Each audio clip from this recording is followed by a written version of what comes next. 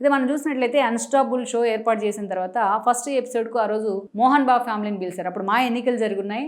మంచు విష్ణు మా అధ్యక్షుడిగా ఎన్నికయ్యారు. వాళ్ళతో విభేదాలు ఉన్నప్పటికీ మా అధ్యక్షుడిగా మంచు విష్ణు బాలకృష్ణ మద్దతు ఇస్తే మోహన్ బాబు వాళ్ళకి థ్యాంక్స్ కూడా చెప్పడం జరిగింది. ఆయన వాళ్ళని పిలిస్తే ఆ రోజు చిరంజీవికి మోహన్ బాబుకి మధ్య డిఫరెన్సెస్ వచ్చాయి. ఏదైతే మా ఎలక్షన్స్లో ప్రకాష్ రాజుని చిరంజీవి అండ్ ఫ్యామిలీ ప్రమోట్ చేస్తే మంచు విష్ణుని జగన్మోహన్ రెడ్డి ప్రమోట్ చేశాడు. ఆ క్రమంలో వాళ్ళిద్దరికి మధ్య విష్ణుకి అండ్ పవన్ కళ్యాణ్కి మధ్య కొంత క్లాషెస్ అయితే ఉంది మెగా ఫ్యామిలీకి మధ్య. సో వాళ్ళని ఎలా పిలుస్తారు అన్న చర్చ కూడా అప్పట్లో చిరంజీవి ఫ్యాన్స్ వైపు నుంచి నడిచింది.